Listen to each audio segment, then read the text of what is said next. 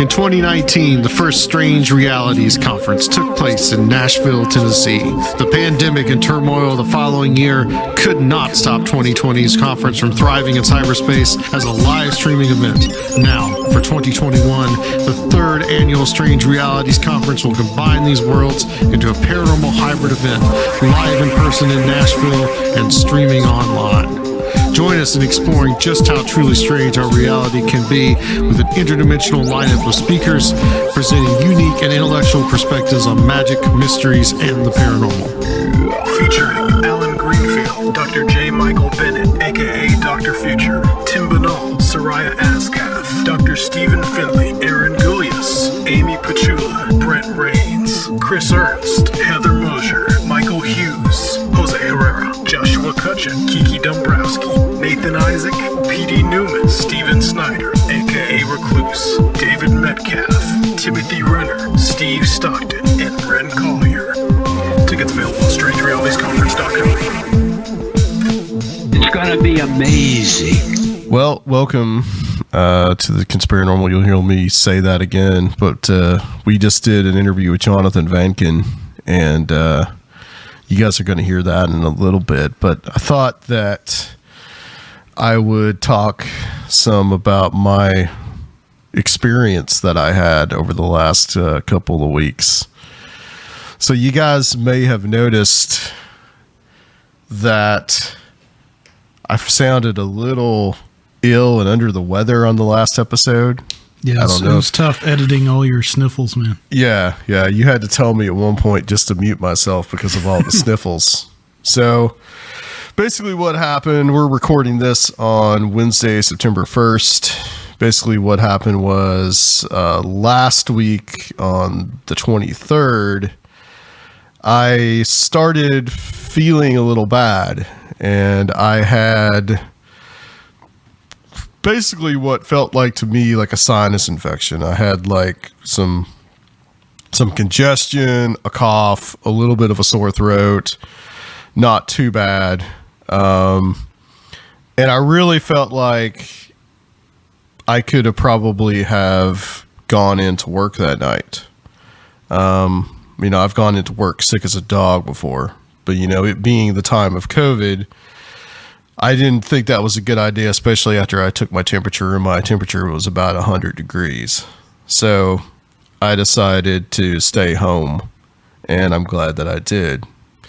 The next day I went and I got a COVID test just to be safe, just so, I could try to be responsible, show work that I could come, that it wasn't COVID, all this type of thing. Well, of course, it took 2 days for me to get the test results back because the little clinic that I went to in the grocery store, they did not have any rapid tests. So I had to take the test that gets back to you in 2 days. Well, last Thursday, I found out that my sinus infection / cold that I was feeling was actually COVID. And so I have been in quarantine now I'm almost at the end of it, and I'm feeling a whole hell of a lot better, but never at any point did I lose my sense of taste or smell. Nothing really went into my lungs. I did have some pain in my chest, but that was from coughing just so much. I was able to pretty much manage the thing with Mucinex and cough syrup, vitamin C, zinc, those type of things. And the reason that I was able to do that is because I really firmly believe that it was the vaccine, because I got fully vaccinated at the end of March, and I did have a breakthrough case of what I do think is probably Delta. And for me, it was pretty much a cold, and I was miserable for a few days, and I've been going stir crazy, but I'm still here and I'm still alive. And I can't honestly imagine what it would have been like if I was not vaccinated. I think it would have been a whole hell of a lot worse. So that's pretty much been my experience with it. I didn't even feel as bad as you did, Sergio, back when you had it last year. Right. But it's probably still because you're vaccinated. Yep. And it's still with the time that you got it back in November of last year, I think was when it was. you felt just awful, and you actually did the show. And other than being bored, other than having a lot of congestion and headaches and those type of things, symptoms that have been perfectly manageable, I've been able to manage this thing just like I managed any kind of cold. But the whole reason I was able to do that is because I had gotten the vaccine. I'd gotten Pfizer back in March. And now I've got a whole bunch more antibodies to throw on top of that. And plus, but in November, I'll be getting my booster. And I just wanted to share that with everybody and let everybody know that I'm okay. I've kind of kept it a little secret. I've not blasted it out on social media. I may post something tomorrow since I'm kind of at the end of this. I wanted to make sure that I was okay. But before I said any, really said anything. But I guess what I wanted to kind of address with your help has been just from a few people, and I don't think they're people that really even have listened to our show. Very small amount, yeah. Very small amount that took some umbrage with us requiring the vaccination cards, our proof of a negative test at the conference. You see, if you guys haven't been listening to the show, or you've been under a rock, or you're just picking the show back up from like episode 150 or something like that, we are doing the Strange Realities Conference. We are still going to do it here in Nashville.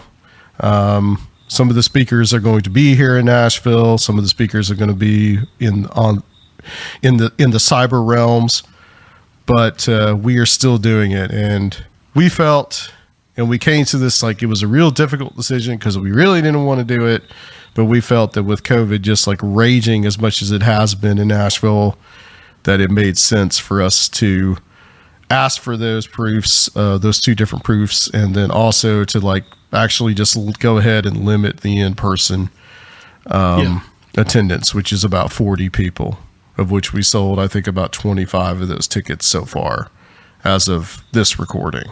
Yeah, and while we encourage everyone to get vaccinated, there is the option to just get a negative test. So why would anyone have anything negative to say about that? Yeah. Unless they, are entertaining multiple conspiracy theories at the same time that may in fact contradict each other, which is something we'll talk about later. But I think at this point, most people, no matter how conspiracy minded you are, should at least acknowledge that it is real at this point and that Delta is worse. No, that can't be everybody, of course, but if you don't think the vaccines work or you think the vaccines are bad, then you probably do have to come to the conclusion that COVID is actually real and can be deadly as well. But I don't know how people sort all this shit out in their mind simultaneously. So yeah, it's not our purpose to like offend anybody or anything, but we just want to make sure that we're doing the right thing. Yeah, and just like this has kind of caused some soul searching, like other things in the past have for us, and like who we are, what we want to be, what we never intended to be. And my big thing is just that like we never intended to be some kind of source of up-to-date alternative news that you should rely upon to make life and death decisions for yourself and your family. We've had a lot of crazy ideas that we explore, different points of view, different conspiracy theories, etc. But we never, I think a lot of people are kind of living in this like bad cyberpunk movie where they think they're like this, Bill Cooper figure on the internet or something who's going to like hack through the cable signal, and tell the truth to the masses or something like that. But that's cool if that's what you want to be and you think you could really suss out everything going on in the world and you know who the real puppet masters are. But that's really just not who we are. And, if that catches anyone by surprise, I I don't know. I feel like you haven't really been listening to the show, but Yeah. If you have not listened, I mean, if you've listened to the show anytime last year or through this year, you guys should know where we come from on this. I don't think that that's anything that's a surprise. And us, one person said that we'd given away our values somehow, by asking for this proof of vaccine cards at the conference for money. I mean, I find that pretty laughable. In the fact that you guys think that we're just rolling in dough. right. Or that like if we wanted to make more money, we would try to pack the place and not require anything. Right. Why would we do that? That's counterintuitive. Right. Yeah, we're restricting, the ticket. We're restricting the ticket tier that we can make the most money off of. Because those tickets are $40 more than the price of the online ticket, in which we're going to be pushing the cheaper option just to keep them safe, just to keep people and us safe.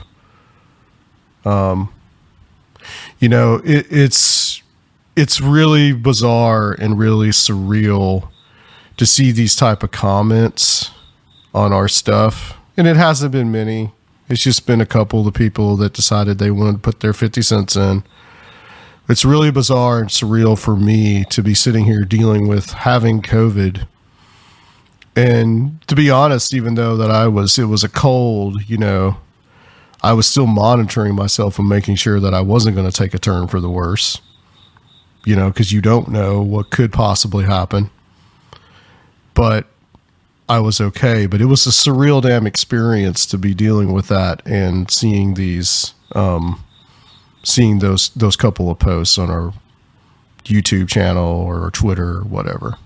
Real bizarre experience. It's like, here I am actually dealing with it. Mm-hmm. Well, yeah, I mean, we come from, and our guests that you're going to hear, I mean, between all of us, it's a lot of years knee deep in the conspiracy culture. With the context of that through the decades, we've seen a lot of the stuff, these narratives come and go.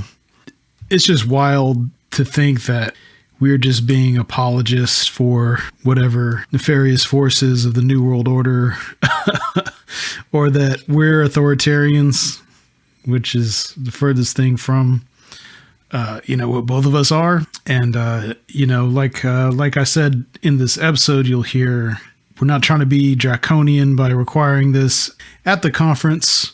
All these discussions about what measures states and local government should or should not take. This is all up for discussion. But the problem is, as a nation, we haven't been able to, and much less as a world, we haven't been able to have these discussions because we can't even agree that this is a real deadly thing that objectively exists. If you want to have those discussions, then we have to be able to agree on just certain points of reality, which we haven't been able to do. So that's one thing. Another is just that, we talk a lot in this talk about how this information war that's been going on around COVID, might serve as a test run. People are definitely observing it for the future. And if we have worse things that happen, worse pandemics, what's going to happen then?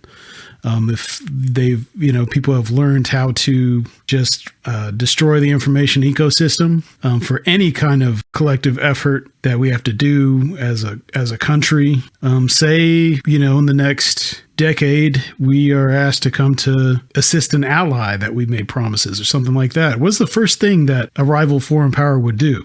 They would just use all the channels that are already established there to try to flood the whole information ecosystem with shit. And, what can we even accomplish anymore if we couldn't deal with this? I mean, there's a lot bigger questions. Well, everything has gotten so crazy recently. I've kind of I've been stuck here, and I have just been, but of course I'm not able to work, can't go anywhere. Just watching everything unfold on Twitter and on social media, and from the whole ivermectin thing. And have you gotten a hold of any, man? I did not get a hold of any. I did not go to get my sheep drench. Okay. Which is some of the most ironic stuff I've ever seen. People like using things that's meant for sheep, but we're the sheeple apparently. It's just getting out of control. And I know that there's a vast majority of our listeners that are responsible people, and they understand that. The level of discourse in this country right now is like probably the lowest I think I've ever seen it. And it's really getting worrisome, and it's really getting bothersome. And we're going to talk about some more of this with Jonathan Vankin. Of course, we just recorded that part of the interview of the show, but I would just say, just be careful out there, people. You know, I mean, try to stay healthy, stay away from COVID.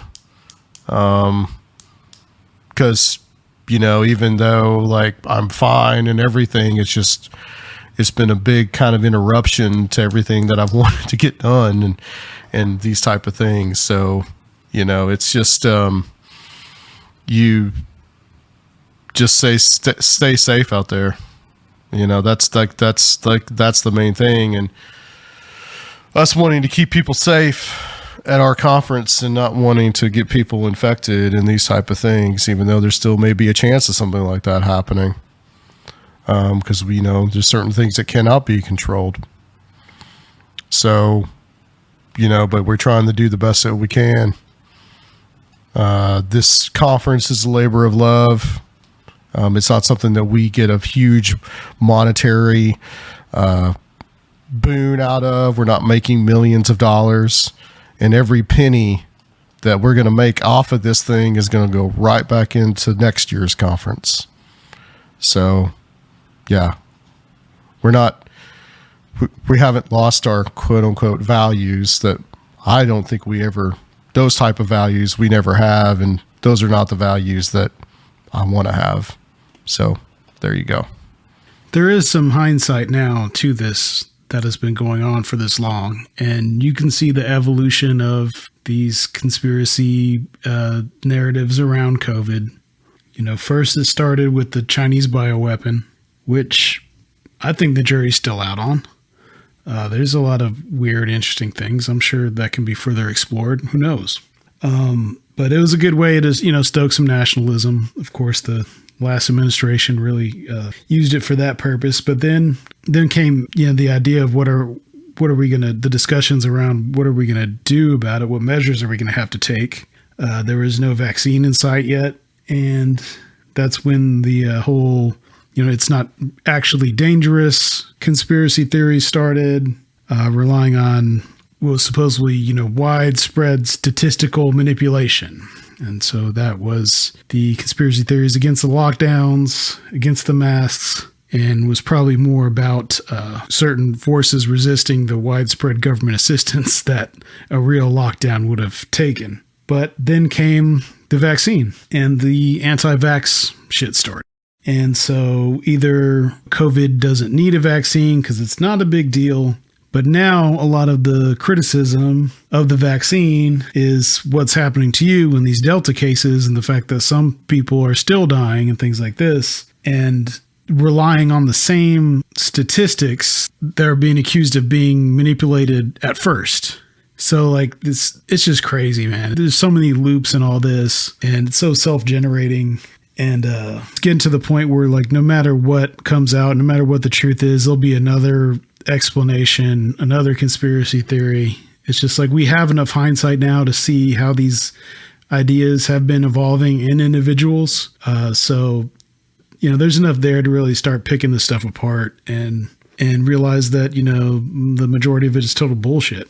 And there is an objective reality to this, and it is deadly, and it's touched enough people's lives now where it's really hard to keep this up. Yes.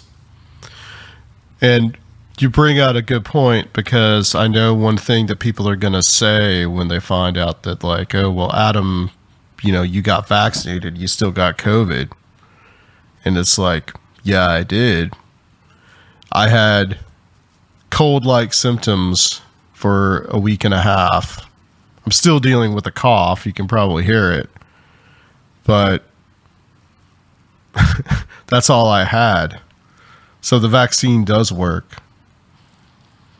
It's just that Delta finds its a way to break through. And I knew that me feeling like this sinus infection, I knew could potentially be it, because I had read and I have been keeping up with kind of the latest news and everything about it, and said that some people might think they have a sinus infection and won't go get themselves tested, and it actually is COVID.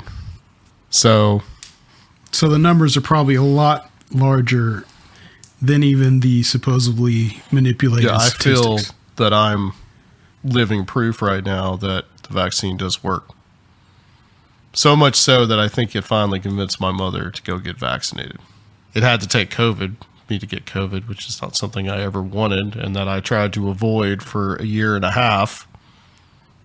But I'm here today, I think, and I'm not in the hospital on a ventilator because, or even in the hospital period, because I did the right thing for myself and for other people and got vaccinated. Yeah, listen to your doctors. Don't listen to us. You know, I mean, there's a lot of stories. There's a lot of tragedies that we haven't discussed on here because stuff is too personal. Mm-hmm. But right, exactly. You know, it's like, oh no, don't listen to us. We're not trying to be your news source. You know, sometimes you do have to defer to experts, and I'm sure you have, if not for yourself, you have a lot of people in your family who have been assisted greatly by modern medicine, and you haven't had all these diseases that previous times did because of it. So, you know, listen to your doctor, not us. Conspirinormals never try to be your up-to-date news source for life and death situations. We're just here to talk about weird shit. That's right. And I'd love to just talk about weird shit. That would be awesome. And not have to talk about this. It would be nice. It would be nice if all this never happened. But it is what it is.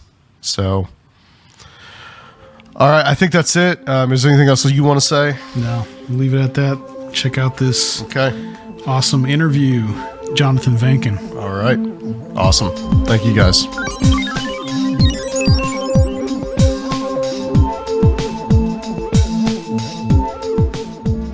Okay, everybody, welcome back to Conspirinormal. It's your host, Adam, and Serfiel is here as well. Still remote. Yeah, still remote. And I guess you may have heard why, our intro section, but we're happy to get somebody that has been an influence on me, directly or indirectly. When I was in high school, this dates me a lot because there's this thing called Walden Books. And I remember going into Walden Books and picking up a book called The 50 Greatest Conspiracies that I'm holding in my hand that no one can see. And it was written by a gentleman named Jonathan Vankin and John Whalen. Well, we have Jonathan Vankin here. And so we're going to talk about his latest book, which is called Close to Zero: How Donald Trump Fulfilled His Apocalyptic Vision and Paid His Debt to Putin with the Devastating Biological Warfare Attack on America. Oof. So, yeah, that's quite a title. Incendiary.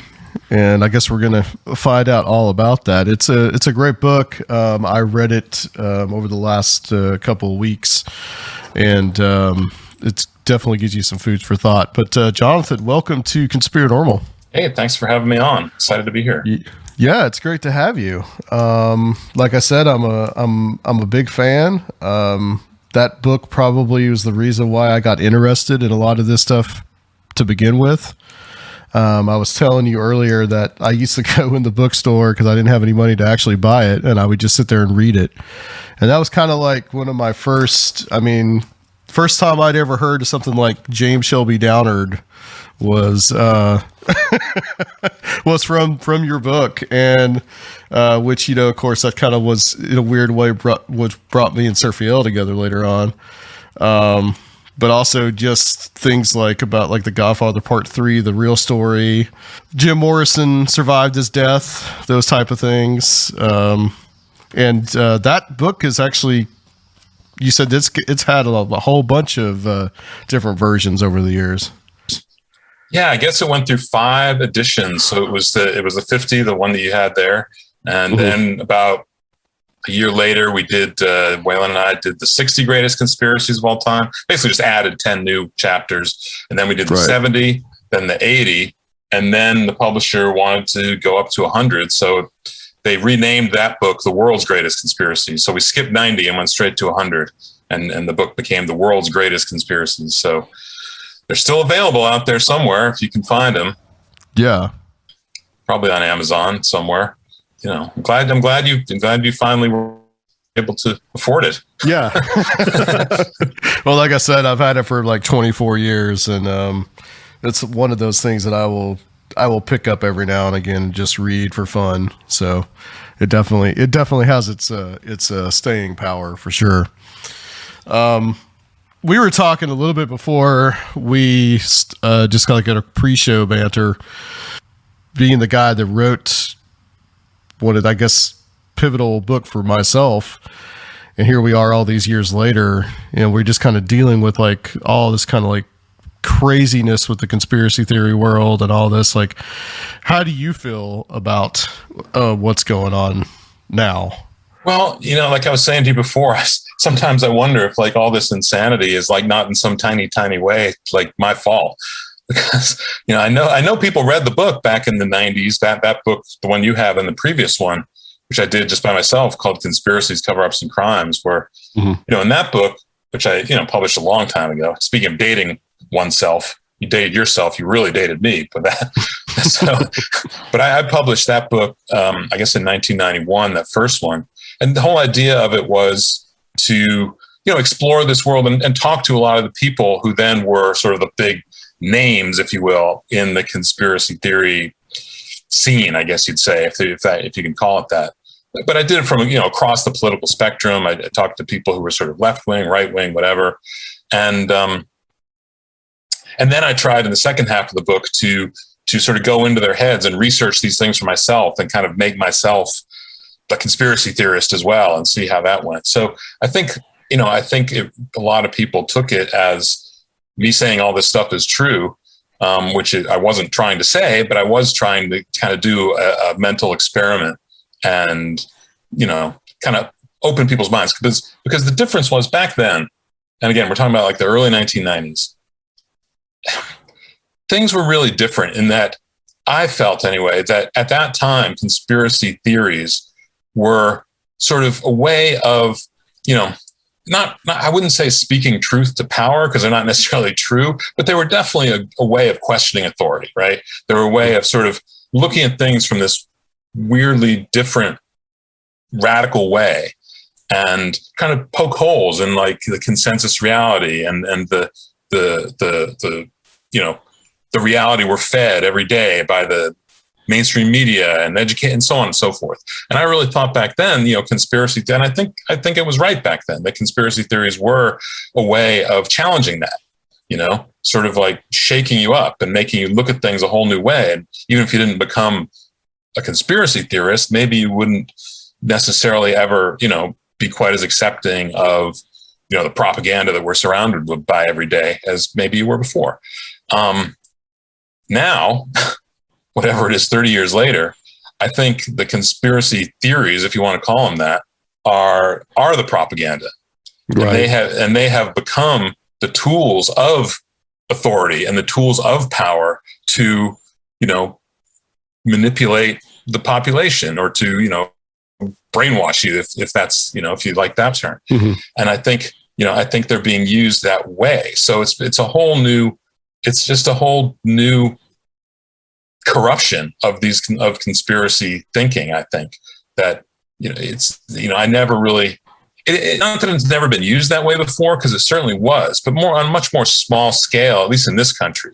I think it's the type of thing that you would find like in cults, you know, like any cult, whether it was the Moonies or the LaRouches or whatever, you know, the leader of the cult was always thrived on conspiracy theories and feeding them to his followers. And, the idea that somehow everyone's out to get us, everyone's out to get me, the cult leader, and, you all have to rally around me and whatever. So that paranoia really fed his or her own personal power. But now you're seeing that played out on a nationwide scale. And with the Trump cult and says it still exists and whatever you want to call it, the QAnon cult and so on and so forth. So, it's really been disheartening to me and distressing to see, this way of thinking so degraded and corrupted. And I think, one huge difference really does have to do with the internet. And it took me sort of a while to come around to this position, because I guess I was sort of an early adopter of the internet and I thought it was great. And it is great in a lot of ways, but at the same time that it allows information, sometimes good information, to travel very quickly, as you find in things like the Arab Spring and protests where activists use the internet to get the word out when otherwise they would just be completely censored. It also allows a lot of really crappy information or false information to spread really, really fast. Mm-hmm. And I remember back in, I guess it was 1997, John Whalen, my co-author on the Greatest Conspiracies series, and I wrote this piece for Salon, which was then a very new thing, salon.com, about the Princess Diana, the death of Princess Diana, but also how these conspiracy theories about her death spread instantaneously. I mean, literally, we tracked it out, and back then it was, what you had was called, I don't know if you guys remember this, but it was called the Usenet. And, before the days of these message boards and all the technology we have now and social media, the Usenet really was social media. And we remember finding a post, literally within a minute or so of her death being publicly reported, saying, the MI6 did this, or with the royal family, whatever. And, and again, it's not to say I don't really have any theory one way or the other as to who did it. And in some ways I don't particularly care. But what was interesting to me was that these conspiracy theories would be formulated within seconds. Whereas when you look at a lot of the ones that I wrote about in the books, like going back to the JFK conspiracy theory, those took a couple of years at least to really sort of gestate and come to fruition. And the people who advocated for them and who wrote about them really did a lot of research. Mm-hmm. And, maybe in some cases they didn't completely interpret the facts they found correctly, or they went off in some weird direction that they, maybe shouldn't have. Though in some cases, maybe they should have. But it was definitely the result of work and an intellectual process and a form of reasoning. Whereas now it's just a way to short circuit your reasoning and your critical thinking.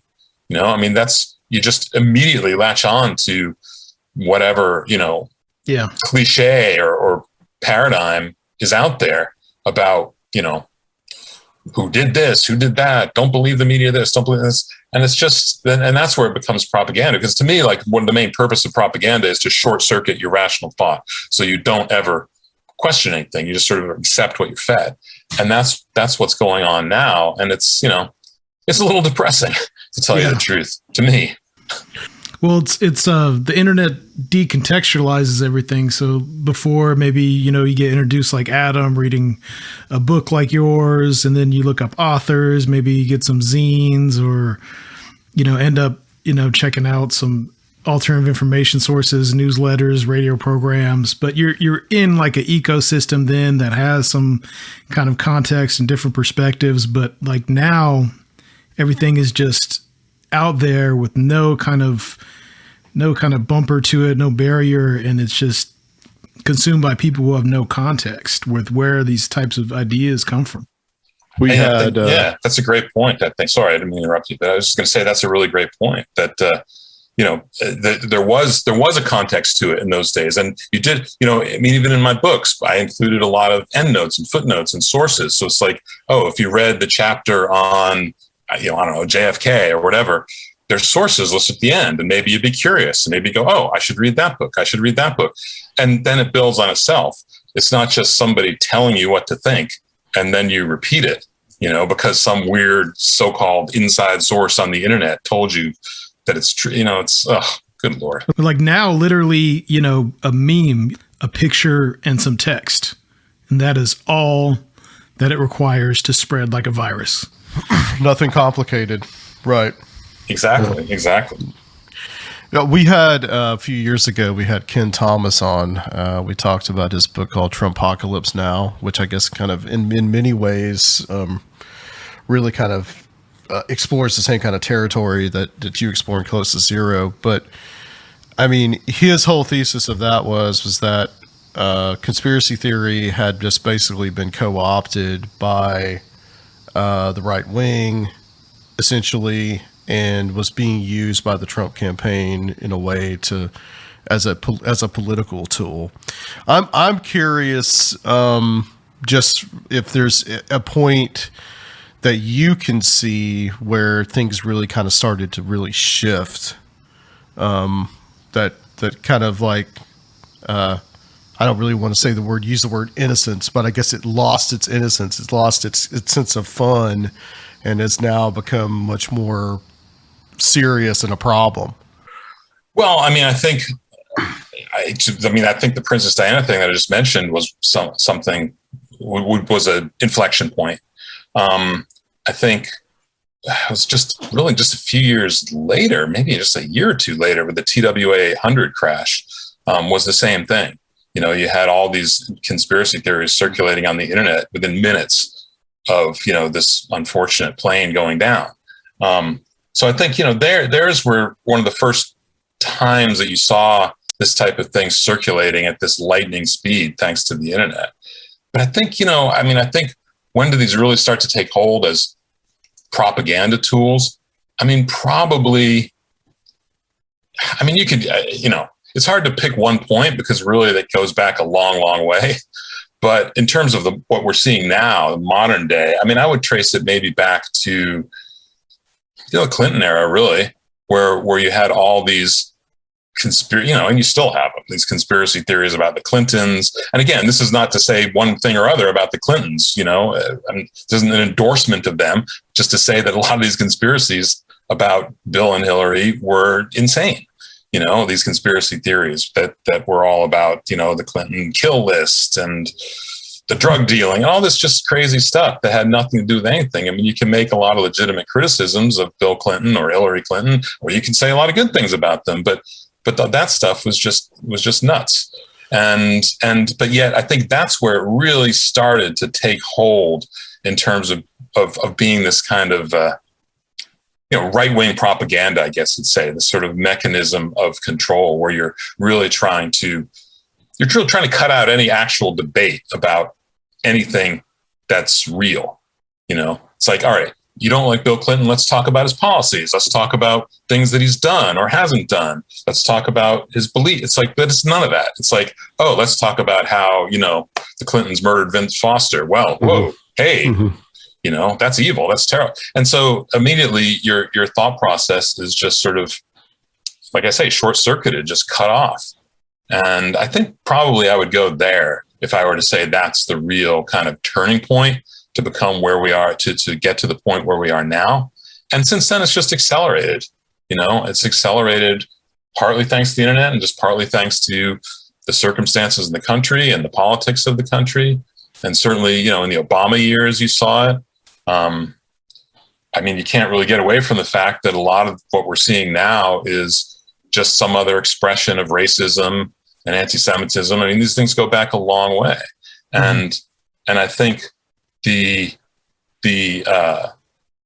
underlying sort of racial elements are what you really saw like in the Obama years. To me, I remember like, must have been not just a week or two into his presidency in 2009, seeing like these clips on the news of people at these so-called town hall meetings just crying their eyes out and like, oh my God, my country is gone. I want my country back. It's like, why? What did this guy do in this incredibly short period of time that stole the country from you? Well, what he did was become president while being a black person. So, and that I think is what really has triggered a lot of people, which is obviously sad. I think a lot of this is from the Obama years. Yeah, I think a lot of it does come from that. And a lot of it is a backlash, not to reduce it all to one thing, but a lot of it is a racial backlash. I feel like the internet and the critical mass of conspiracy theories becoming popularized, the growth of social media, because post 9/11, you kind of had what you had in the 80s and 90s also, where you had this like common anti-establishment and a lot of libertarian types and people on the left and right kind of all against the imperialism and policies of the Bush administration. I mean, this is a time that like Alex Jones would have guys like Gore Vidal or like Greg Palast and these people on his show. I remember, all that quite well. But then it's like that oppositional energy, once Obama came into the office and that oppositional energy was hidden this critical mass, it feels like it just all got funneled into the right. And it hasn't, it's been like that since. Yeah. I mean, but then also what you're talking about, like the horseshoe theory, as they call it, is real. I mean, when you get out under those fringes, the left and the right really aren't that far apart. And that, that's something that's been true for a long time also, but I think it's become a lot more kind of evident lately, sort of in a very public way. I mean, even if you go back to like the 70s and 80s, especially in Europe, there was this sort of, I don't know if was it called like the third way or something like that. That was this intersection between these sort of ultra left groups, like the Red Brigades and these communist, at least nominally communist groups, and these fascist groups that existed in Europe at that time, like the P2 Lodge and that sort of thing.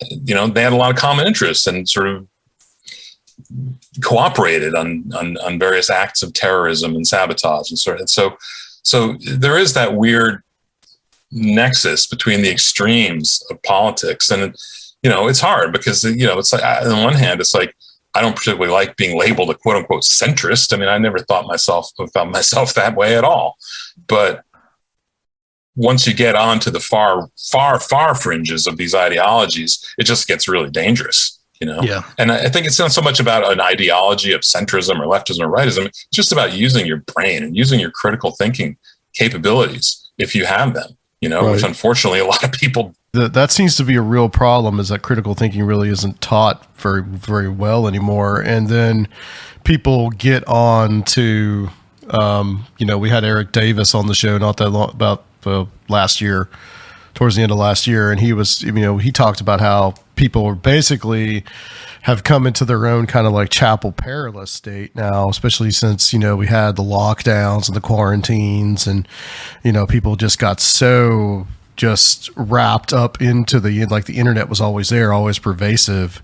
And to kind of also just your point about the whole Vince Foster thing. I mean, that, to me, just kind of looking back on it now, seemed to have been a huge linchpin, because it definitely was something that came back in 2016, just the whole Clinton kill list thing and all that. So, I mean, that seemed to be the start of using kind of conspiracy, a quote unquote conspiracy or a theory as a political tool. Yeah. And, it's like, I don't even really like to use the word conspiracy theory anymore. Cause to me, at least for this type of thing that we're talking about, because to me, like theory implies like some sort of intellectual process. Like if you've arrived at a theory, you've had to actually process some information and make, informed or at least semi-informed decisions about that information, how you're interpreting it. But what we see now, these people aren't doing that.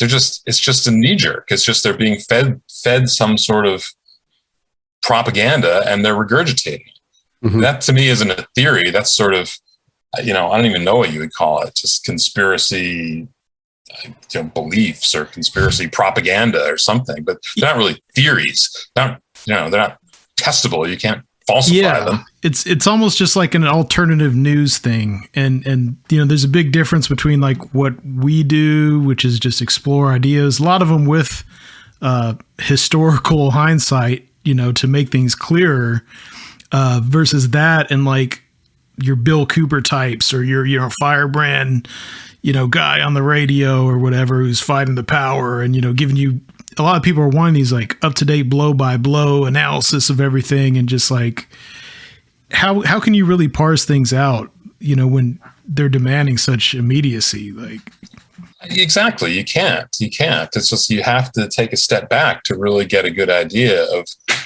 what's going on out there. You have to think, you have to read different sources, you have to evaluate them. And, you can't just watch a YouTube video and decide that that's the truth because nobody else is saying it on, the mainstream news. It's like, it doesn't work that way. And I mean, I've heard people say, well, it's the fault of the education system, or, I don't really know. I mean, yes, it is to some extent, but I just wonder, like, if it goes well beyond that. I don't even know how much formal education is going to cure this illness that's going on. And I do think it's an illness too, because, like, I think the pandemic has really, for whatever reason, brought what seems to me to be this hidden epidemic of mental illness in this country right to the surface. We were talking about that exact same thing. I mean, you see so much craziness out there. I mean, more than before. Not that there wasn't always plenty of craziness in this country, but it's just amazing. Just the lunacy. It's I think there's a lot of people who need a lot of help. And they're not getting it. The school board stuff is really bringing it out right now. Oh my gosh. Yeah. I don't know how crazy it is out there, but here in Tennessee, I mean, in a county just south of the one we're in, I mean, there was a, huge meeting where it just got completely just crazy a few weeks ago. And more and more people are just coming out of the woodwork, and it's just more and more bizarre. And it's just more and more just these strange displays, and people just, that one guy with the dreadlocks, that was down in San Diego. The guy that was screaming about, the violating the Nuremberg Code and all this stuff. Like what?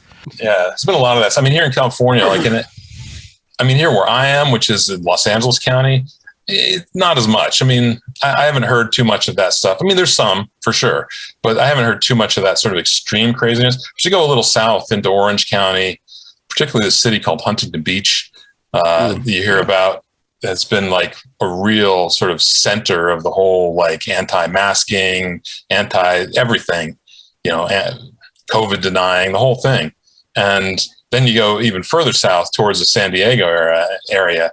And you see a lot of that stuff going on, a lot of these crazy, county board of supervisors meetings and school board meetings where you have these members of the public getting up and just spouting the most crazy, violent rhetoric, really. I mean, that's if it was just lunacy, it would be sort of amusing, but a lot of it is it's a little disturbing and frightening because it's, there's real threats of violence. And as we've seen in the very recent past, this violent rhetoric can very easily become violent action.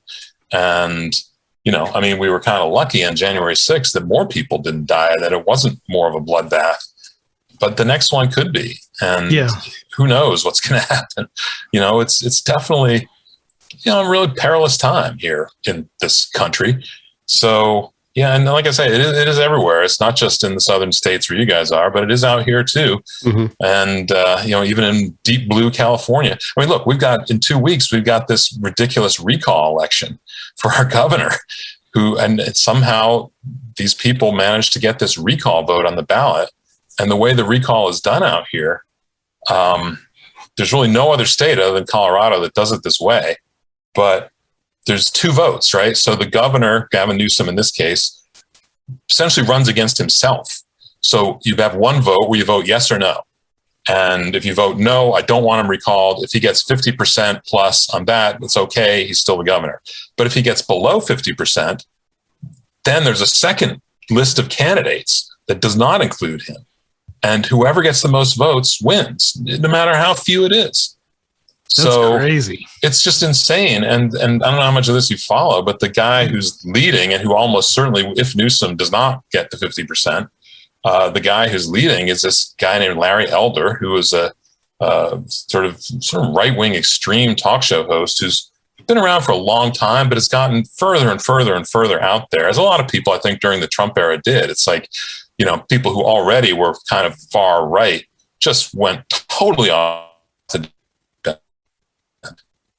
because they had sort of permission to do so from Trump and the Trumpists, I guess you'd say. And Elder's one of them. So, he's basically promised to, when he becomes governor, to lift all the mask mandates, to put kids in school with no mask, all the stuff that's going on in Florida and I guess Tennessee and a lot of those southeastern states and kind of upper Midwestern states too. You kind of find it in South Dakota and places like that.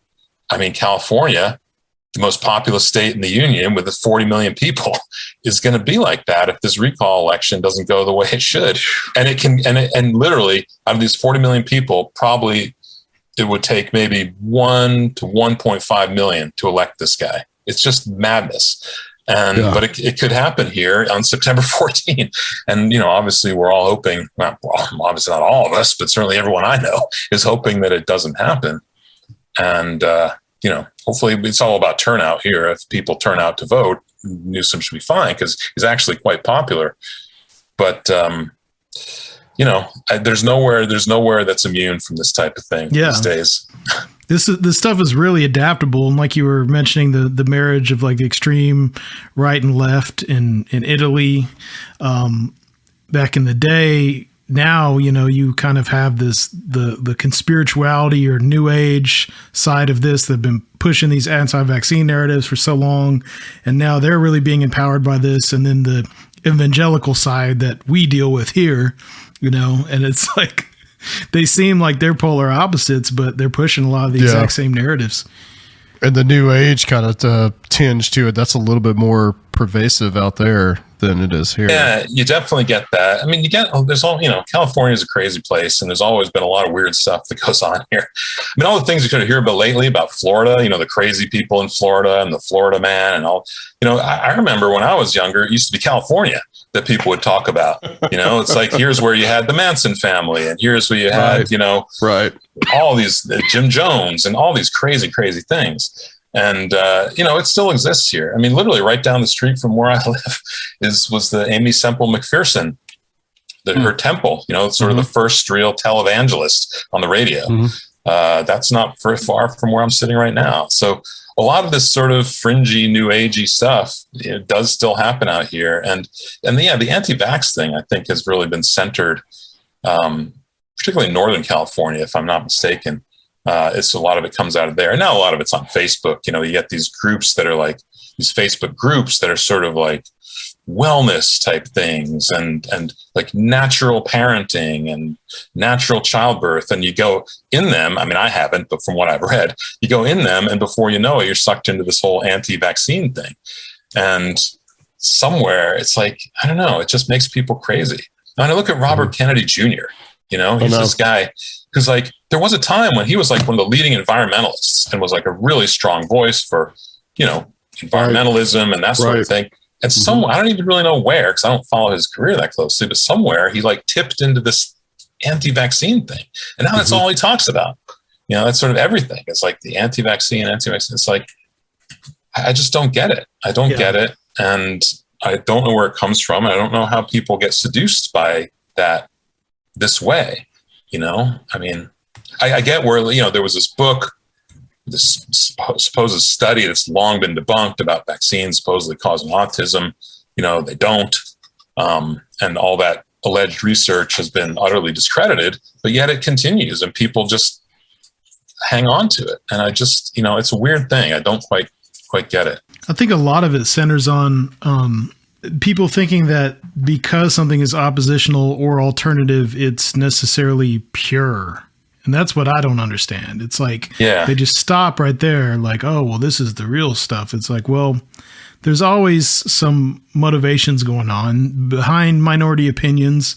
There's often very organized interests also. And, but somehow they just think, oh, it's alternative. Anything alternative is good. Yeah, and a lot of these things have really been astroturf too. I mean, a lot of like the anti-masking, or not even anti-masking, like those original anti-lockdown protests that were happening, in April of last year when the pandemic was like less than a month old. There was people taken to the streets, and all those things were financed by these right-wing groups, and the Betsy DeVos nexus was behind a lot of them, money-wise anyway. So. A lot of these things that seem like these grassroots, like as you say, oppositional movements or oppositional ways of thinking, are really just more propaganda that's been planted. And it's hard to distinguish them sometimes. And I don't mean to discredit everything. I think, I do think, that on that sort of wellness, whatever health thing, I think there's a lot of merit there. But again, it's like, whenever you have something like that, as you say, there's this assumption that, this is pure and this is good. And so that just makes it very easy for malevolent actors and malevolent forces to come in there and start shifting it around. And people don't, it's hard to distinguish between the stuff that might be appealing and interesting about, health and how do we promote it and the craziness, just like, everything that the medical establishment tells us is lies. They just want you to die, or they just want you to spend money on pharmaceuticals. And it's like, and again, also, I think it's the same with any type of propaganda. It often plays on something that sounds good and maybe has some reality to it. I mean, there's certainly a lot you can say about pharmaceutical companies that isn't very good. Yeah, there's a lot of people I never thought I'd be, really in the position to defend until now, Well, the way that I kind of look at it is that you have the pharmaceutical industry that's worth billions and billions of dollars, and you have a kind of more holistic type of health industry that is worth millions of dollars. And they want to get in on the business that the billion-dollar industries have. And so they feel that they should be in some kind of opposition against them. So that's a great point too. That's a really great point. It's like people think that it's a good guy, bad guy type of thing, but it really isn't. It's just they're both competing for the same marketplace. Exactly. It's competing interests trying to get their hands on the same pool of dollars. Right. Let's talk about Close to Zero.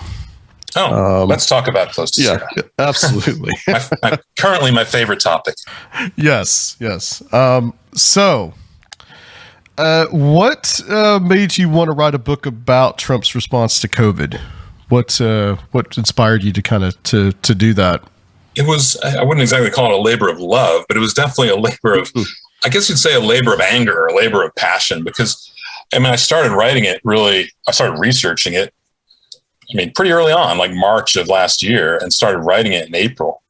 And, when the pandemic was still fairly new, but, I was just, I guess like a lot of people, I was just really, really upset as to what was going on, not just with the pandemic. Obviously that's upsetting for everybody and scary, but with Trump personally and the people around him, obviously, and to what he was doing.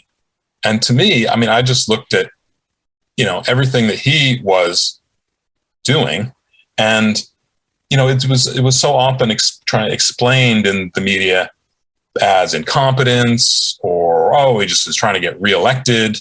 I'm not sure how killing everybody is supposed to get you reelected, but there was that and things like that. But to me, it's like, I just looked at everything he did and I thought, with very rare exceptions, basically everything he did not only did not make the problem better, it actively made it worse. Why? To me, that's the question. Why? And I didn't see anybody else at that time, at least in a position to really asking him about it, or asking even in general terms, like, why is he doing this? What is going on? Like, why is this guy, telling everyone to go back into churches on Easter at a time when the pandemic was just really just picking up? That's just basically telling people to go in and get a fatal disease. And of course, at that point, there was no vaccines and treatments were really, in their infancy. Basically, if you got COVID, it could easily be a death sentence, particularly if you were in certain categories of age or health status. So why is he doing this? It's like, well, he just wanted the economy to pick back up or whatever. Yes, I guess so. But it just seemed to me there had to be more going on there. So I just, I just felt I had to say something. What can I, is that type of feeling where I'm like, well, what can I do? And also it was personal to me in that, like, I've got my mom who's 91 years old and is doing great. Just saw her a couple of weeks ago. She lives across the country, but I just saw her a couple of weeks ago. She's doing fantastic. But at the same time, she's 91, and at the time she was 90. And I just knew, like, here's this woman who has, done the right things and fought so hard her whole life to be alive and to stick around, to see her family and all this other stuff. If she were to be cut down by this avoidable thing, I just don't even know how I would live with myself. So I just felt like I had to say something or do something. And what can I do? Well, I kind of have one skill, and that's I can write and do research. So that's what I did. And I just decided to write this book, and and here it is. And I feel like, in my tiny way, maybe I've made some contribution. I just, I would like more and more people to read it, because I do think we need to start thinking a little differently about this. We need to start thinking of it as a crime that was committed in this country. And again, I'm not talking about the whole world. I didn't really research like what happened in other countries, but in this country, it definitely did not have to be this bad. 600,000 people plus did not have to die. Right. We're sitting at like nearly 660,000 right now. Yeah. So you use the term in the book biological warfare attack. And of course, we're obviously referring to the virus, but you don't necessarily say that. You're not saying that like Trump unleashed the coronavirus. That's obvious. But what you are saying is that what he kind of did, the things that his actions really helped to further it along. Yeah. And I'm saying that opportunistically, he did this on purpose. Like I think I make it very clear in the book, I'm not saying that this is a deliberately created bioweapon or anything like that. I mean, to me, all the evidence I've seen says that that's not true. That's not the case. So I'm definitely not saying that. And even if it were that, I don't think Trump himself is capable of engineering such a plot. But at the same time, he is an opportunistic person, kind of like Putin himself, his idol. And you look at his whole life and career, and it's been a series of sort of finding opportunities and exploiting them, often, stumbling into them, but making the most of them. I mean, as much of a bumbling idiot as he seems, look, the guy became president of the United States, one of only at the time 45 people ever to do it. That doesn't happen by accident. So he might not be the world's most intelligent person. He certainly isn't, but he definitely has a type of street smarts or cunning where he kind of knows what he's doing. And that to me, and I cite in the book, and there's been others since, but I cite in the book other examples of these sort of horrible things that he's done, particularly like during the protests of last year, that are clearly deliberate, where he's clearly, and you look at even now, and this was sort of the last chapter in the book about what I call the pandemic push, the insurrection, his attempt to overturn the election.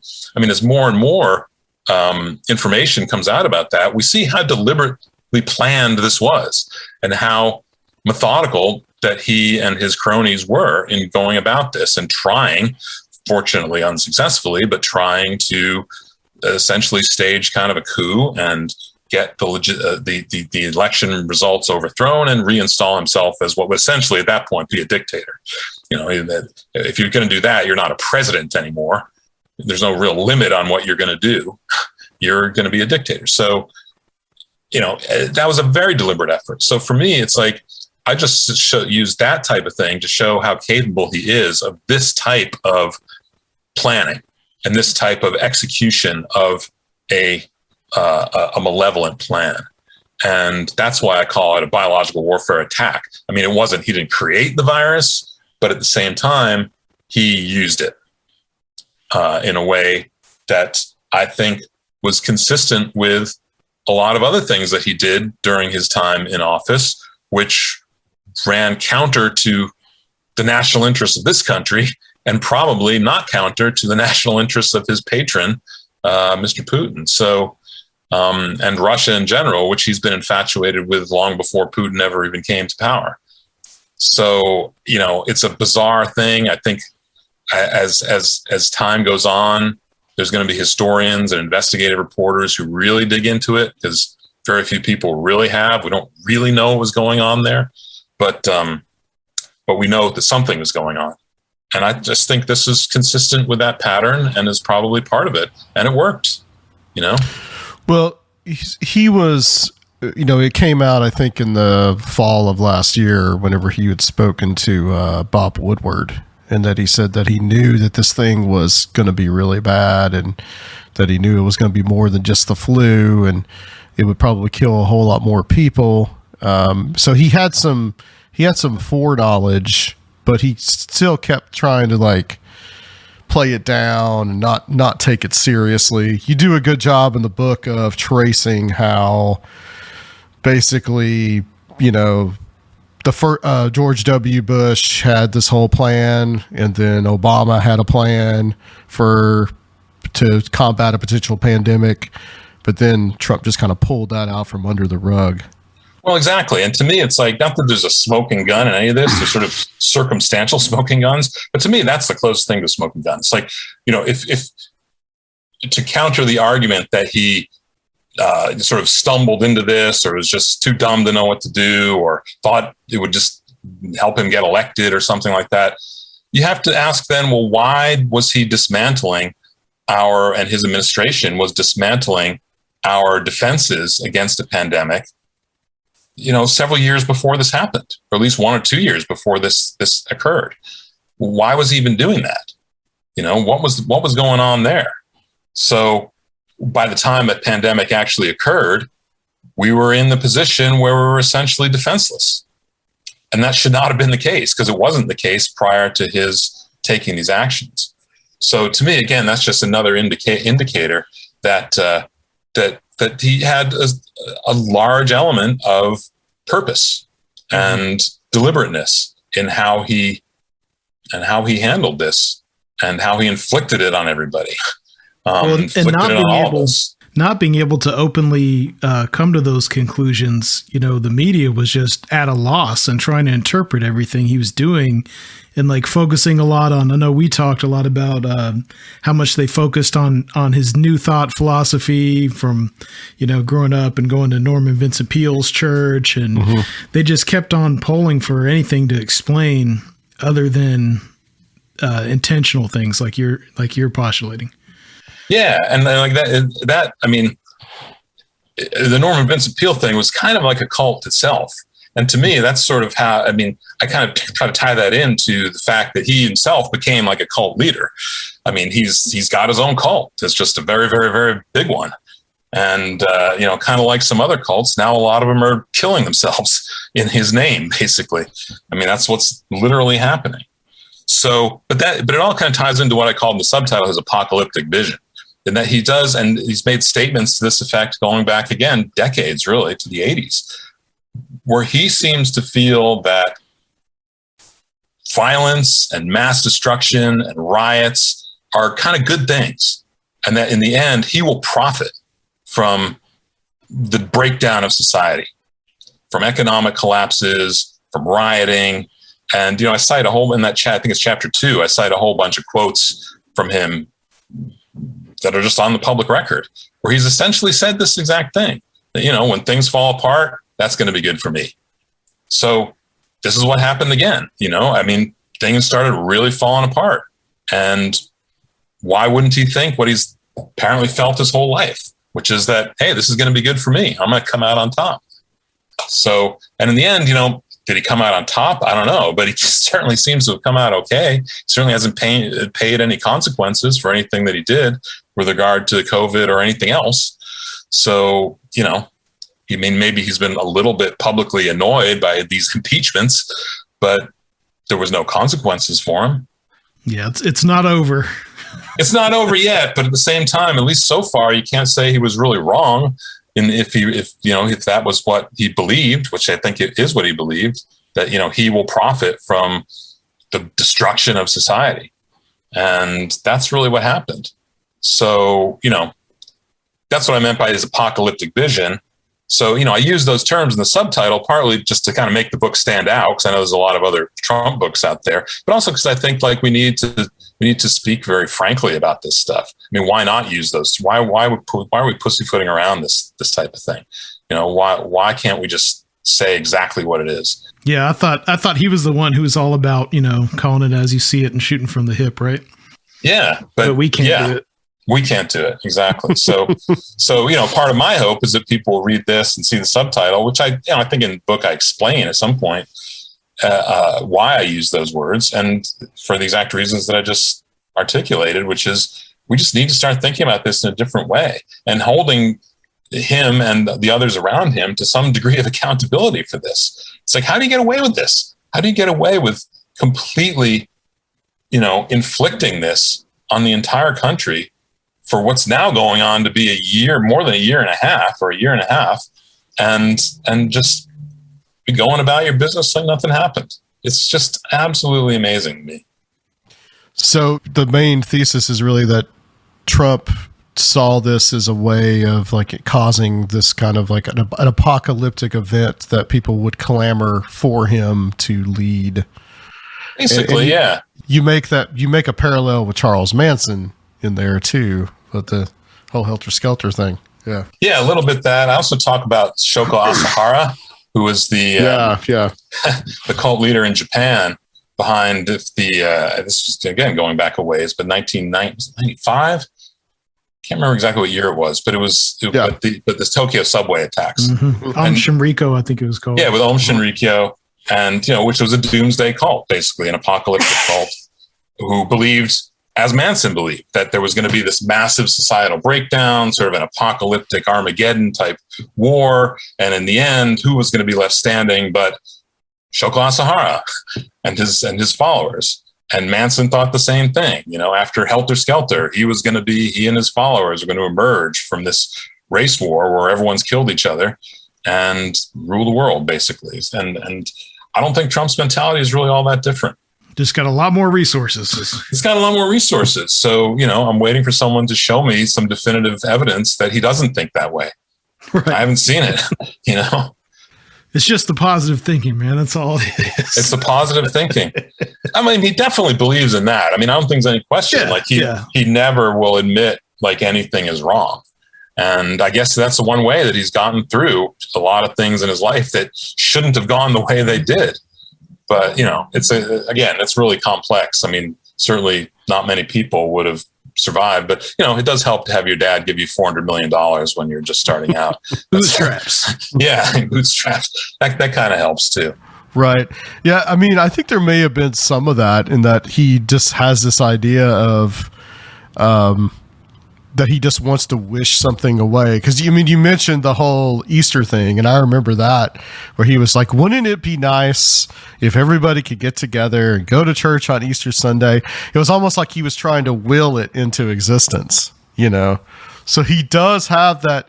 I think it might be a mixture of what you're talking about, that kind of apocalyptic vision, and then that kind of new thought mentality of like that kind of will to power. If I will it to happen, it will happen type of thing. Yeah. I mean, I think you can't deny that that's there too, because he just made so many statements to that effect. I mean, first with the churches, but then, he just kept saying it and saying it over. This is going to go away. I mean, it's even like a mantra almost. Yeah. And even not just about COVID. I mean, of course, out here in California, quite famously around here, he, came out here during the fires of not just pretty huge fires going on right now, but there was big ones last year also. And I remember he met with Gavin Newsom and some of the state officials, and like they said, they tried to get him to take the climate change factors that are involved in fueling these fires very, somewhat seriously. And his response was, "No, it's going to get cooler. It's just going to get cooler." It's like, no, it's not going to get cooler, not unless we do something about it. But, it's just, I mean, I guess he just thinks either he's just, BSing his way through, or he really thinks that just as long as you believe things are going to get better, they'll get better. I mean, I don't know. He certainly thinks that for himself, if he believes things will get better, they will. Yeah. It's like, I could definitely see how he would see that that's a political opportunist. But some people would probably look at that and say, well, he lost. So this must have been a huge gamble. But also, I guess there was the possibility that he probably really thought that since it was going to hit the Northeast, that would take care of some political enemies too. Well, we know that. I mean, I talk about that in the book too, that like early on, there was this decision made about not having a national testing program because they thought, well, this is really just affecting blue states. Now, that is a pretty stupid, short-sighted way to think. Right. You know, I mean, why would you think about a virus that is only going to confine itself to certain states like New York and New Jersey? That's obviously not going to happen. But and now, you know, we see quite the opposite. It's really the red states, so-called, that it's affecting. But he definitely thought, and the people around him thought too. So really, you know, in another sense, is a way that he was using this as a biological weapon to try to, if not wipe out, then at least cripple his political enemies. I mean, I think that's pretty clear also. Right. It's like almost like I'll show New York for what they, because I mean, like if you talk to New Yorkers, like they do not like Trump. No, they never did. They never did. Yeah, never did. Yeah. He's not the most popular person in New York City. No, well, he was always just sort of not just a buffoon, but, you know, just his real estate development was just awful and, you know, changed the landscape of the city and really, you know, it was just bad. So he's always been really disliked there for a lot of different reasons. Yeah. So I could see how maybe he really thought, because there was like, I remember there was that thought that they had to like isolate New Jersey, New York, and Connecticut from the rest of the country. Apparently like he did quarantine it. Yeah, he had this weird idea that you're just going to quarantine those states, you know, and then he decided not to, you know, who knows? Sometimes it gets a little inscrutable as to what is really going on in this guy's addled brain. So who knows? But ultimately, I think everything sort of points in this one direction that I argue in the book. And there's a whole other thing too, another aspect of this in which, kind of borrowing from Steve Bannon, the kind of concept of flooding the room with shit, or what is the term that he uses? Flooding the zone, yeah. Flooding the zone with shit. Yeah, exactly. Flooding the zone with shit because, I mean, this is a propaganda model, and in the book I talk about that you know, that's sort of a crude way of putting what the Russians use is what the Rand Corporation did this study on Russian propaganda. They call it the fire hose of falsehoods. You know, and the idea is basically that you flood the zone with shit. You just throw things out there with no real worry as to whether you're being consistent or making a logical argument. Just throw stuff out there because the point, again, like I was saying earlier, is really not to make people believe what you're saying. It's to short circuit their ability to think for themselves or to use any sort of rational process. And this has been a Russian propaganda technique for a long time, but it also is largely what Trump has done, which is just throw things out there and try to convince people that, you know, as he himself said, I think I quote in the book, you know, what you're seeing and what you're reading isn't what's happening. You know, you only believe me, and I'm the only real source of information here. And once you got someone to believe that, you can tell them anything. It doesn't matter if they contradict themselves. And we know, you know, you look at the beliefs of a lot of these, of the sort of Trump cult, the MAGA people, I mean, they all contradict themselves. You know, it's like, I could go on and on with the examples, but it's just, you know, I can't even think of any off the top of my head. There's so many, but there's so many of these internally contradictory positions. You know, first COVID's a hoax, but it's also a bioweapon started by China. But, you know, and it just goes on and on and on and on. Yeah, that's something that we've definitely noticed as well. That's part of the point, is what I was trying to say, is that's part of the point, is like these internal contradictions are appealing to a lot of his followers because it means you don't have to think. You just accept whatever. Even if what you're saying now completely contradicts what you're saying 5 minutes ago, that's fine. That's okay. You have license to do that. You know, you no longer are a thinking being. Yeah, so much for consistency. Yeah, right? Exactly. It's very, very crazy. Let's talk about Russia.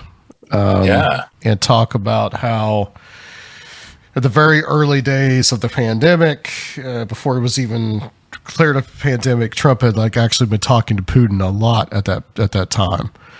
And basically how Trump kind of looks up to Putin and how he kind of like in many ways really kind of follows the same model that Putin is going to use in Russia.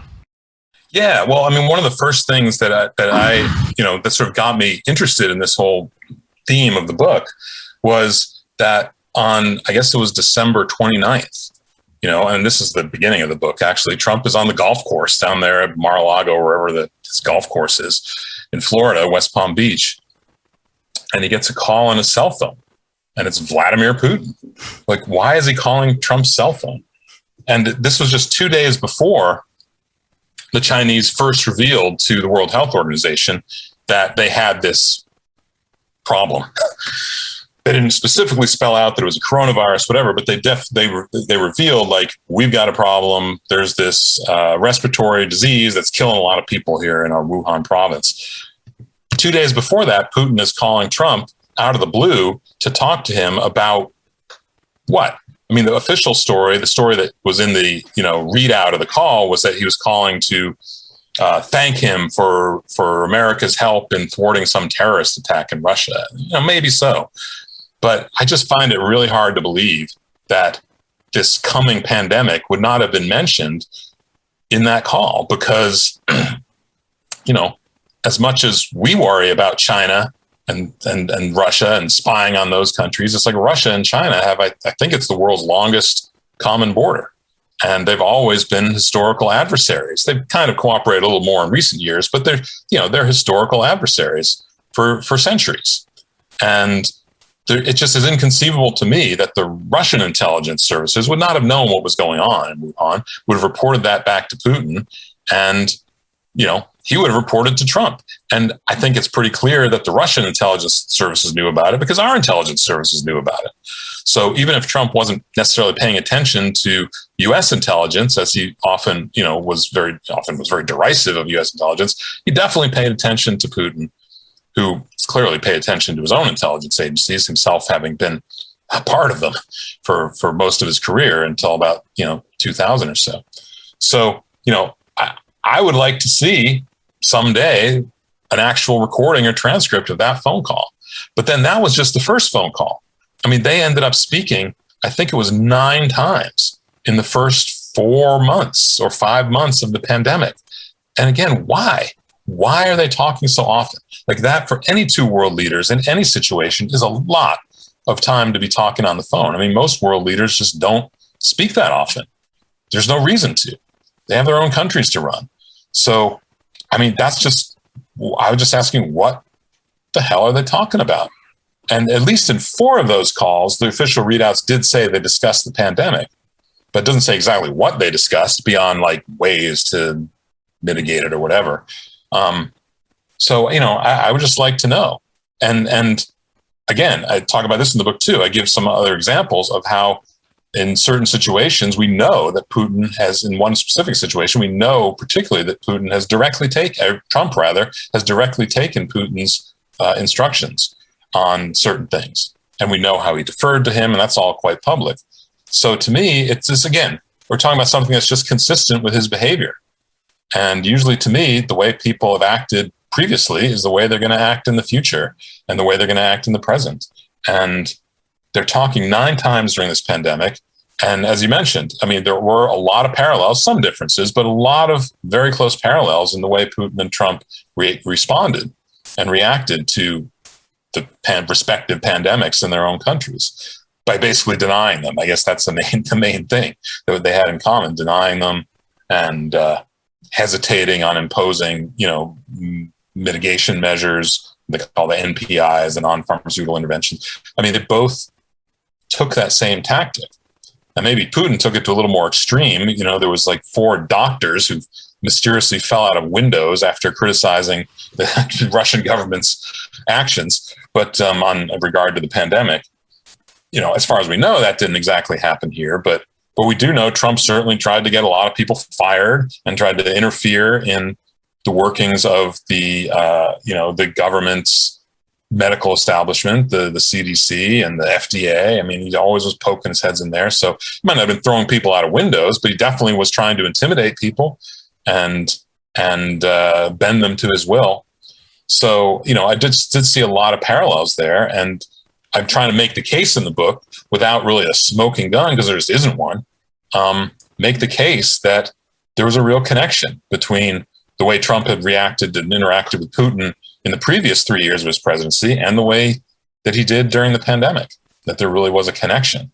And again, it's like, people could say, oh, that's just speculation. Well, I think it's very informed speculation, but at the same time, no one else is even speculating on that. I mean, I just don't see anybody, and I didn't during 2020, not even 2021, asking the question, what are you doing? Why are you doing this? Like, why are you acting this way? I remember there was one article in the Washington Post that basically the headline was, why has Trump not tried to stop the pandemic? But, one story, and that was it. And I certainly never heard anyone really ask him in those numerous press supposed briefings that he gave. No one just asked, like, why are you lying about all this stuff? Why are you lying? I mean, I just wish someone would ask him that. I mean, this guy who just lies and lies and lies, particularly about something as serious as this, not one time did anyone just say, hey, why are you lying? I mean, not that he would give an honest answer. He probably wouldn't. But, you should really ask the question. And they just didn't do it. There was definitely sort of a lot of good things that happened in terms of the media and investigative reporting that went on. But in terms of the big picture, it really was a pretty big failure, I think, on the part of our Washington media and national media. Well, that's the effect of the whole, flooding the zone with shit, is that the mainstream press is just like grasping at straws. They're at a loss to understand anything from day to day, what the hell he was talking about. Yeah, exactly. And it's just sort of one crazy thing after another, and they just respond to that and then move on. And no one, at least in that area of the media, just took a step back and said, what's the big picture here? What is going on? Why is this happening? Why is he doing this? What on earth is going on? And it just never really happened, even though there was a lot of good reporting about things that were happening, the big picture and the big questions just were never really confronted. And they still aren't really being. I mean, there's other books, obviously, about the same topic that are out there. And some of them are, I think, pretty good. I mean, I've read all or part of a number of them. And some of them are good, but I don't think any of them really approach this question the way I did. And, part of that might be because I approached it as an outsider. It's like I deliberately took everything that's in this book is public reporting. I have almost 1,000 footnotes. So, nothing is based on some inside source. There was no information that I had to sit on for 7 months to wait for my book to be published, like a lot of other reporters did. When these books come out and there's these giant scoops in them, and you wonder, like, you must have had this months ago. Why didn't you tell us about it then? There's nothing in my book that did that. It's just, so I think maybe just from my perspective as not a Washington insider in any stretch of the imagination, maybe that's why I'm trying to look at this a little differently. Plus I just, as from my previous books, just tend to look at things a little differently anyway. Maybe that's why, but it just was very disappointing to me that no one ever really tried to get to that point where they're just asking him, what are you doing? Mm-hmm. Why are you doing this? Well, if that concerted disinformation campaign coming from Russia, was so instrumental as it seems in, him even getting elected here, maybe he was reaching back out for help and advice to, deal with what was going on. And the only way he could do what he wanted to do with it was to, start a new disinformation campaign, which seems like is what happened, not necessarily all from Russia, but it's our media environment now is just insane. It's really tough. I mean, that's what you're just mentioning is that's why, on the subtitle, I also talk about his debt, like how he paid his debt to Putin. And I've been asked several times, like many times, well, what is his debt? What do you think he owes? And to me, it's like, the answer is pretty obvious, right? It's like they got him elected. It's a pretty big deal. Yeah, that's a pretty big prize to win, the presidency of the United States. And could he have done it without the Russian help? I don't know. Maybe, but it certainly helped. I don't think there's any question that it certainly helped. So to me, that's a pretty big debt and something that he would want to pay back and did pay back or tried to pay back, for 4 years. Yeah, it makes sense. I want to ask you about the reopening protests back last spring, right in the early days of the pandemic, and how those kind of like serve as a precursor in and of themselves to something like January 6th. They definitely were. I mean, in some cases, at least I think in the case of the Michigan thing, if you remember, there was this plot against the governor of Michigan to kidnap her or whatever. And it was literally some of the same people who were involved.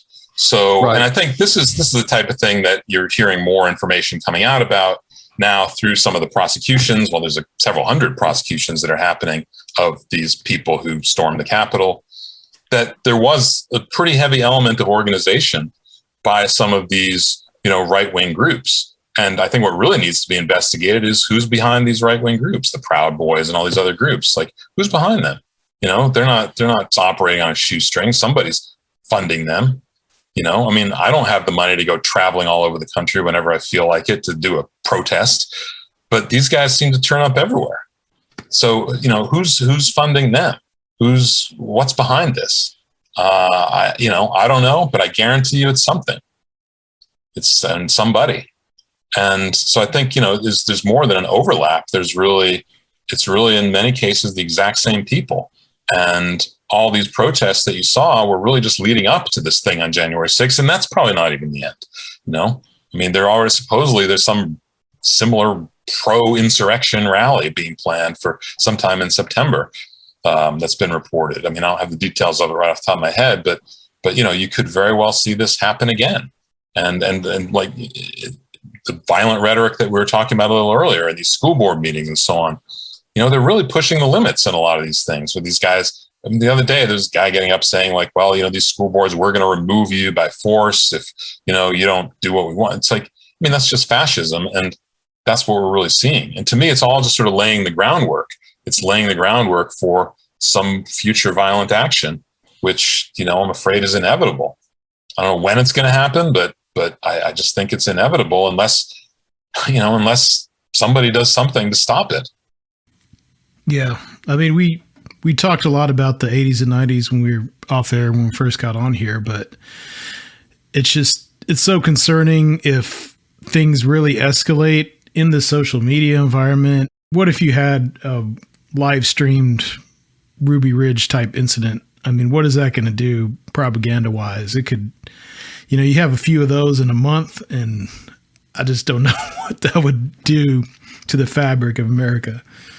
Okay. I know. And I talk about in the book a little bit how I think these anti-lockdown so-called protests were themselves propaganda. They were there to create this idea that somehow these measures that were taken, and nobody liked them. No one likes being, told where to go and what to do, of course. But, you try to realize that sometimes these things are necessary. But well, we could have those discussions if we could actually agree on certain points of reality first. But that's the thing. We're not having discussions because we can't agree on whether this is real or not, whether the vaccine is a master plan to kill us or not, you can't even have those discussions. Well, exactly. That's exactly right. Maybe there's a legitimate discussion to be had about like, well, do these mitigation measures work, or do certain ones work and other ones don't? Or do we really need to be a stay-at-home order, or is there something more moderate, or should it be more extreme? Who knows? That's a whole separate argument. Yeah. But as you just said, we can't have that argument because we don't have even a common sense of what's actually happening, in that we just have so many people saying like the whole thing isn't even really happening. So of course we don't need a lockdown or anything like a lockdown because it's all fake anyway. It's just, can't even talk about it. You can't have legitimate policy discussions. So it's so disheartening. I hate to be such a bummer, but it is kind of a bummer. That's how it is. It's a big bummer. What do you think about the idea that this kind of presented a existential crisis to our economic model, in that the only way to really stomp this out and deal with it would be to do such large public spending and to get so much of the population used to getting assistance from the government, and kind of there might have been this sea change in people's perception of what the government could do to help people. And that might have been such a threat to change people's perceptions that it was like worth it to go down this path we're going down now to the economic elites. Yeah. I think there's a lot of truth to that. I think one thing that this whole pandemic did expose, and the economic measures that were taken, was that a lot of people don't like their jobs and don't see why they should be doing them. And I don't blame them a bit, Yeah. you know? And I think it became sort of nakedly exposed, the idea that so much of our economy is based on forcing people to work in crappy, dehumanizing situations, and sometimes even physically dangerous situations, for extremely inadequate compensation, you know, that you can barely live on. And that's necessary for our economy to function. And, you know, they practically came out and said it, you know, the whole idea that, these enhanced unemployment benefits are causing people to stay home and not work. Well, I mean, I don't know if that's true. I don't think it really was true. And I think there was research showing that that wasn't really true. Maybe some people felt that way. I don't know. But, you know, I think what was really going on was people were realizing, like, why do I have to do this crappy job? You know, maybe I can do something that I'm better at. You know, maybe I can do something that just makes more of a contribution to my life and everyone else's life. I mean, why shouldn't we be able to do stuff like that? I think that's a very good question that, again, people have been asking for a long time.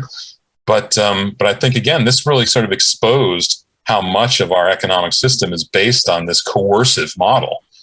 And, you know, I think the stimulus payments is sort of, you know, inadequate as they still were something. Mm-hmm. And I think that, and the enhanced unemployment stuff, I think one thing that we may have learned from this is that one of the best social programs that you can have is just give people money. Yeah. Just give them money to spend. And, you know, it'll improve their lives and they'll be better people and live better lives as a result. And, you know, we'll see how long that continues. My gut feeling is it's probably not going to continue very long, but you know, I hope it does, because I think it's a good program and it seemed to have really worked and helped lots and lots and lots of people. And there's nothing wrong with that. Yeah, the universal basic income thing Andrew Yang, you know, in the primaries before Corona really hit bad, he was talking about it a lot. I mean, that was like his main thing. And then all of a sudden you kind of had experiments along the whole year as COVID just kind of raged with these unemployment insurance and then also the stimulus things as well.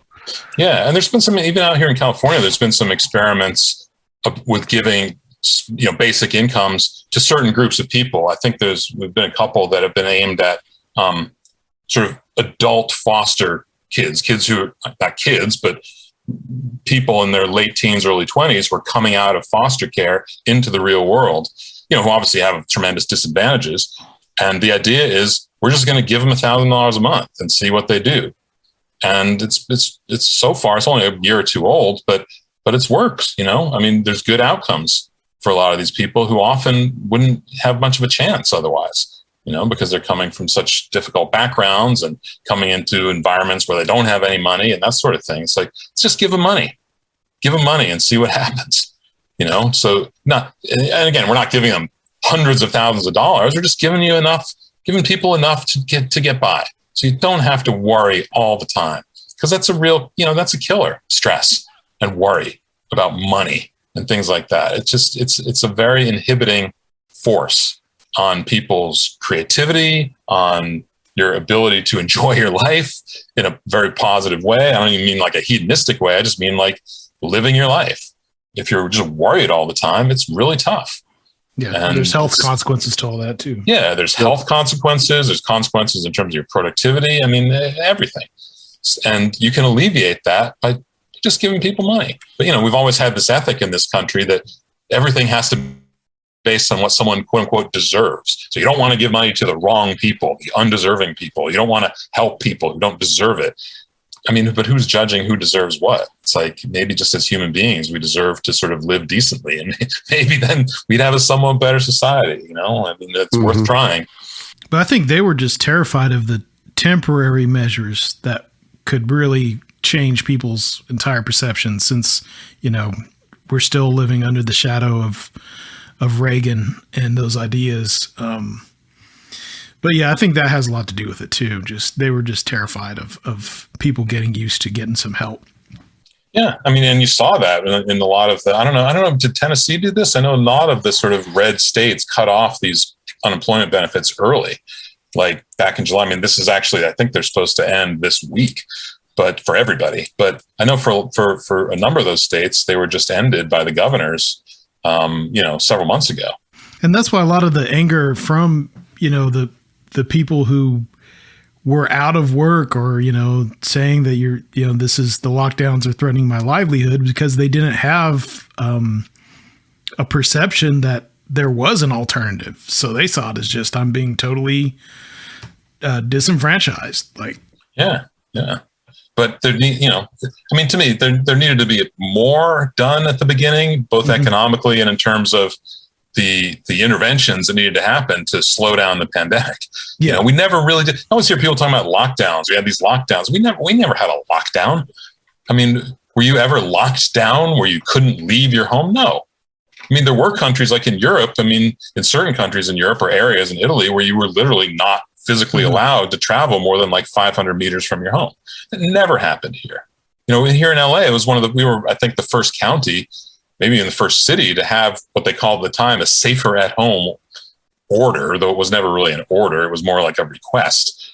But even under that, you were encouraged to go out, take walks, get exercise, walk the dog, whatever you needed to do, go to the grocery store safely. I mean, you weren't, no one was locked down. That was ridiculous. So I'm always sort of object to this phrase lockdown, because we never had one here. And what if we had? Not even a long one. I mean, I've read, and I'm certainly not going to pretend to be a virologist or epidemiologist, but some I've read have suggested that, maybe a 5 or 6 week sort of real solid national lockdown at the very beginning, coupled with a massive economic assistance program, and we could have really brought this thing under control a lot faster. It was never going to be eliminated. This was always going to be bad. Make no mistake about that. But at the same time, as I said earlier, it just didn't have to be this bad, not even close. And if we'd been willing to take those kind of measures at the very beginning, I think, coupled with, again, like a national testing program, national contact tracing program, all coordinated nationwide, if that could have been done, and maybe it couldn't have been done by anybody, but at least we should have tried. Well, and honestly, Trump, like the saying, only Nixon could have gone to China. Trump probably would have been the only person who could have done something like that, because he would have, placated his base and people who would be, crying that this is authoritarianism, etc. He probably could have successfully, had the personality to do it. But maybe, but it just wasn't in his makeup, I'm afraid. Versus like if someone like Biden, or Obama did it now, the opposition would just, it would be an issue. Yeah, it would be really hard. And that would be, that's a problem. I would sort of think like, well, what if Clinton had won the election? How would if she had responded to this? And I think it would have been a hell of a lot better and more sensibly. But could she really have convinced the whole country to go along with more extreme measures that needed to happen? It would have been a really tough situation. Yeah. Because the whole reason that we locked down to begin with was that the hospitals didn't get overwhelmed, right? And they really didn't that first go around. But once, whether I don't know what it was, short-sightedness or whatever, but like he just completely decided that we're just going to reopen everything. The Republican governors just fell completely into line with that, and then we just had a resurgence. And now we're in the situation where we just got lulled into thinking that we were okay, and then Delta hit. So, yep, Delta hit, and a lot of that is because you have so many people who for some reason, again, it's this sort of oppositional mentality, just don't want to take the vaccine. And if we had been able to get to 85-90% vaccination relatively quickly, again, I think none of this stuff that you see now would be happening. Again, it's not to say the pandemic will be completely over, but it would be, I really am convinced, in a very manageable situation right now, if we had that level of immunity. But, you've got still 30% of the country just saying, I'm never going to do this. I'm not going to help. I'm not going to cooperate. I'm not going to take this shot. It's so ridiculous. It's such a ridiculously trivial thing to do. Just get a shot or 2 shots. We've all had shots. We've all had medicine. We've all taken things in our lives. Scary. Like, what is going on? It's turned so many people they're open to this anti-vax idea, period, now. So what happens in the future? How they raise new children that they have now? Like, this is going to have way bigger impacts than COVID. I know that's a really scary thought, but I'm afraid it's true that you know, I mean, the anti-vax movement already existed in terms of like more traditional vaccines. It is very marginal. Yeah. Yeah, it was fairly marginal. I mean, you saw, I think, in places like in Northern California and Oregon, there were places where you suddenly saw these weird outbreaks of measles among kids, like diseases that should just be almost totally suppressed, suddenly were recurring because the parents weren't letting their kids get vaccinated. And, you know, it's bizarre. But yeah, I mean, now we're risking seeing that on a much more widespread level. And then, you know, it's not going to be just COVID, it's going to be mumps, you know, and measles and rubella and, God forbid, polio or smallpox even. You know, I mean, who knows? If you're not willing to take any vaccination, all these things are going to come back. And I don't think people today realize how horrible some of these diseases were. Right. And like I said earlier, my mother's 91 years old. She remembers all this stuff. I mean, she thankfully never got polio, but she remembers like not being allowed to, grew up in Massachusetts on the coast, not allowed to go to the beach because of fear of polio. You know, not allowed to, like, as a little kid, play in like the piles of leaves that you rake. You know, you like to jump in the pile of leaves as a kid. Weren't allowed to do that because of polio, possibly getting polio. You know, it's like all these things were out there, and people got these diseases, and their lives were just ruined or ended. And I don't think today we realize like how bad it was. But now we've got this movement where people aren't going to want to take vaccines against these diseases that have been, you know, almost eradicated from the face of the earth, but not enough that they won't recur if people don't get immunized against them. That's something I've noticed. People in my grandparents' generation just having no question, getting the vaccines first, just doing it, no question at all. But then the generations under them being really susceptible to the stuff. Yeah, I mean, it's weird. I mean, I guess I'm a little older than you guys, because I remember when I was a kid, like when I was a little kid, I don't remember that much about being a little kid, but I do remember, like, you know, being in school, and there was a day I was like, okay, everyone has to go to the nurse's office. Yeah. And you get your shots. It's like, oh, okay. I mean, we didn't even think, it's just, I didn't think about it. My parents, it's just a thing that you did. So you go there, you get your shot, ow, kind of hurts a little, and then it's over. I mean, but now it's like this massive thing where like you get a shot and suddenly the world's going to end if you get this shot. I'm just, my mind is just blown by all this. It's incredible. Well, I think what's important to understand is that it's not, it doesn't require the total conversion of people. It's just enough to sow enough doubt that people are afraid. You know, a lot of these people aren't true believers necessarily. They just have enough doubt. They're afraid. Yeah, I think there is a lot of that out there. People are just, they've heard so much of this baloney, you know, this misinformation, that it just sort of gets in your head or their heads. And like you say, they just become fearful of it. Like, oh, well, you know, I heard if I get this shot, you know, I might have a really bad reaction, or I could get a heart attack or something. It's like, that's almost certainly not going to happen. I mean, the chances of that are so incredibly low, but yet the idea gets in your head and you're like, I guess I'm just not going to do it. And that seems to have an even greater power than the fear of getting COVID. Which is really strange. But again, I mean, maybe that's part of the propaganda too, that like this idea that, oh, it's just the flu, and like, you know, maybe if you're vaccinated, it is. And for some people, even without the vaccination, it will be that way. But unfortunately for a lot, especially with the Delta variant, which seems to be causing a more severe degree of disease in people, the unvaccinated people who get it, you know, it can be really bad.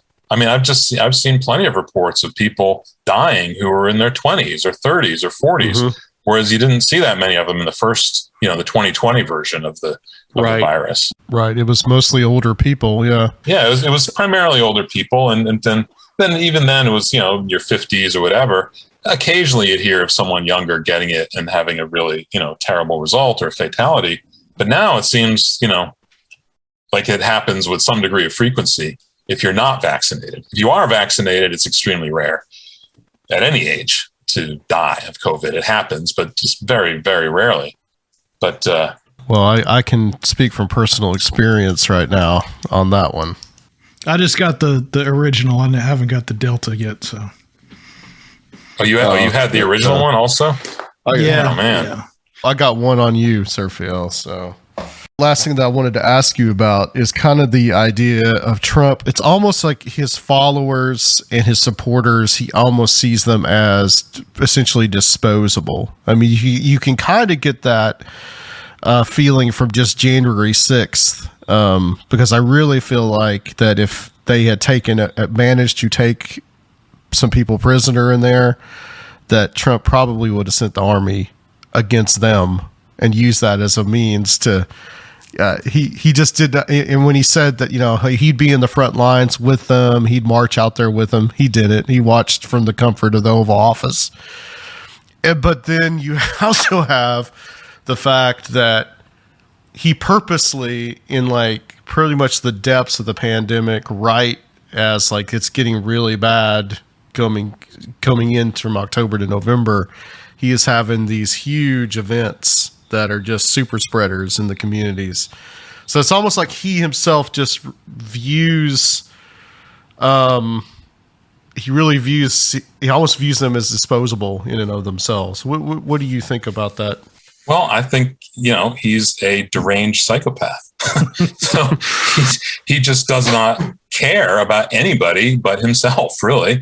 Maybe his family to some extent, until they become disposable to him also. But yeah, it's like he doesn't, when has he ever shown any real concern for anyone other than himself? And we've seen it over and over again. Even people who are just fanatically loyal to him, like his former, fixer guy, Michael Cohen. Like as soon as that guy is no longer useful to him or poses a threat to him, he's out the door. So and he's an unperson all of a sudden, just a nobody. And so yeah, it's like nothing matters to him except what benefits him.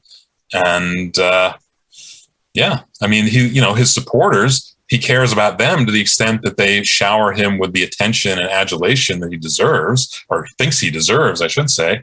But he doesn't care if they live or die. Why would he? He just doesn't. It means nothing to him. And I think that's been a big problem too in the media. It's like, I think comprehending that, it's really hard to comprehend if you're sort of, I hate to use the word normal, but if you're like person with sort of the standard issue, like emotional and psychological toolbox, you feel some degree of empathy for other people. Like when you hear about someone who's in pain or hurting, you feel bad, and he just doesn't. And I think that's really hard for people to relate to. The idea that like to him, someone else's life is no different than like slapping a mosquito is to you or me. It's like, it's just a nuisance that you get rid of. And that's what he feels. I really believe that's what he feels in his psyche. Just has no connection to other human beings at all. And I think it's very hard to relate to that for people because most of us are just used to those feelings that you experience all the time, where you have at least some degree of caring for your fellow human being, One would hope. Do you have any advice for how to interact and maybe like use people's distrust of authority and things like that to kind of get people out of some of these reality tunnels if they have family members or friends? Man, it's so hard. I don't even know if I have constructive advice on that. I've been so frustrated. And fortunately, I didn't have that many people to begin with in my circle who were that type of person, but the few that existed, I just kept cut out. So, I haven't really been confronted with the idea of like, I'm going to try to persuade this person, or, you really should get a vaccination. It's like, but I really wouldn't know what to do except just try to, like, as calmly as possible, just give you the facts and try to appeal to your sense of empathy. If you're that type of person, that like, do you have any caring for people? Like, we live in a society, we live in a community. This thing, it's not just the vaccinations and the masking and all that. It's not just about you. It's not just about, if you get the vaccination, you're going to be okay. It's about making everybody okay. So we can go on with our lives and we can function as a society, because we're not going to function as a society when we're being torn apart by a disease. It's really hard, and you have to rebuild and constantly tear down and rebuild. And so the reason to say, just for example, to get the vaccine is not just to protect yourself, though that's probably the best reason at the beginning to convince people, but it's to protect other people. To protect our whole society, that we need it to function. I think also a lot of people these days, I think, there's been a disconnection from that idea too, that the idea that somehow we are part of a society and a community and it has to function. Yeah. That can be a conservative idea as well. Yeah, exactly. It's like, but for your individual well-being to function, society has to function, but we've been fed this mythology that somehow, like, the real American way is just pull yourself up by your bootstraps and go out on the frontier and do it yourself. But it doesn't work that way in real life. Yeah. It just doesn't. I think a lot of people have kind of like missed the memo that we live in this incredibly complex technocratic society, where you do have to defer to experts on certain things. Professional opinions do count more than the guy you saw on YouTube in a lot of situations, especially life and death situations. We all like to speculate and weird ideas and reality tunnels, but you should listen to your doctor instead of the guy on YouTube when it's about you and your family's health. Yeah, I saw a quote from someone the other day. I don't even remember who said it, but basically said, look, there's a big difference between a healthy distrust and skepticism of authority and, just knee-jerk rejection of expertise. Yeah. Those are two different things. And I think people confuse them, that somehow like you hear an expert, whether it's your own doctor or Dr. Fauci or whoever, someone who knows more than you because they've spent their life working on it, to listen to them, that's different than just saying, oh, I'm just going to accept authority and be a sheep and follow. It's like they're two totally different things. You can still be, skeptical of authority and skeptical of what you're told and question everything without at the same time, falling into this hole, this pit of nihilism where nothing matters. And then the void is filled by these lunatics on Facebook and YouTube and places like that. So, yeah, I think that, I don't know. I mean, my hope is that somehow that changes, but I wish I was brilliant enough to figure out how it would change. Well, I'm just trying to inform people of what's going on by writing about it. That's really it. I'll tell you, I had member my family, my mom has been real reluctant to get the shot. And I think a lot of it has been because of just being on YouTube and the influence of a few people that have been around her. Even after you had it. Well, I think she finally got it a couple of days ago, or yesterday, in fact, that we're recording this. And I think a lot of that had to do with the fact that I got it and that she saw that I was going to be okay, primarily because I got vaccinated. Yeah.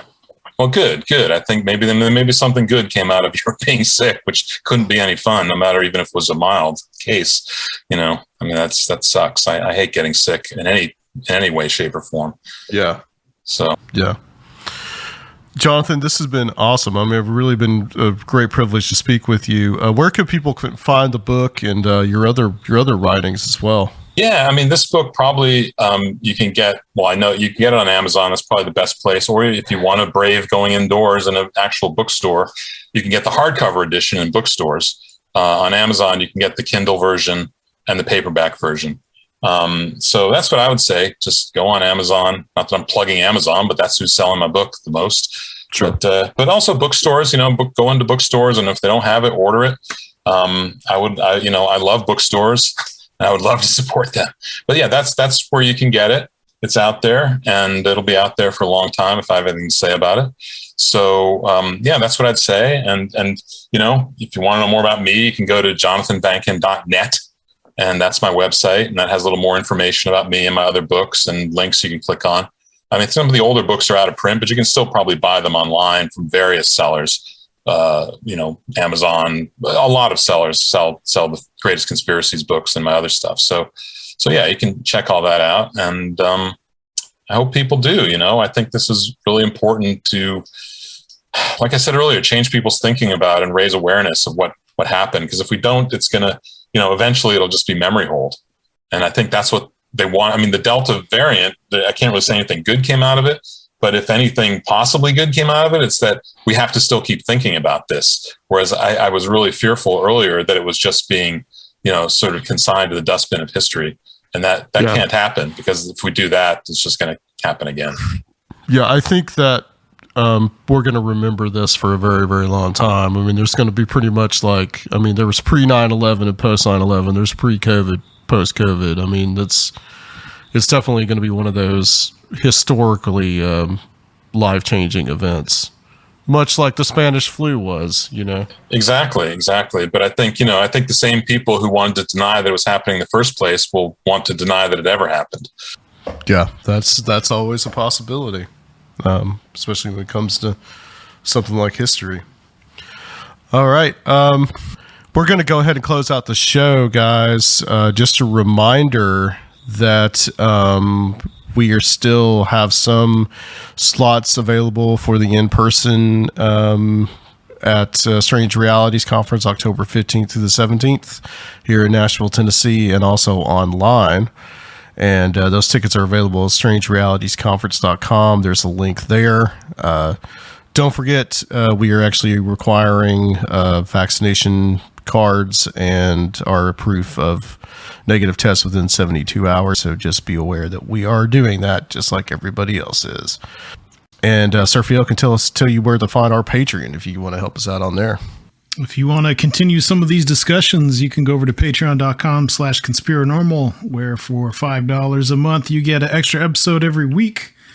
And at the $10 level, you get to join our mystic crew of Conspiranormal and hang out with us on Zoom, where we have exclusive presentations and give you a chance to meet some of our guests. For the $20 and up level, you get to join the ancient circle of strange realities and learn all of the secret mysteries of the universe, as well as an exclusive t-shirt.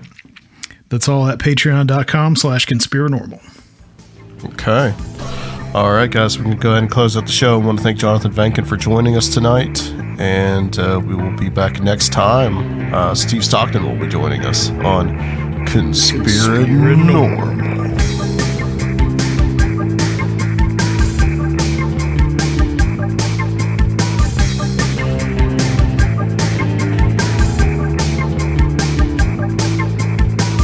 If you would like to help the show, please consider becoming a Patreon at www.patreon.com/conspiranormal, or leave a one-time donation at conspiranormal.com. And please check out our YouTube channel, Conspiranormal Podcast.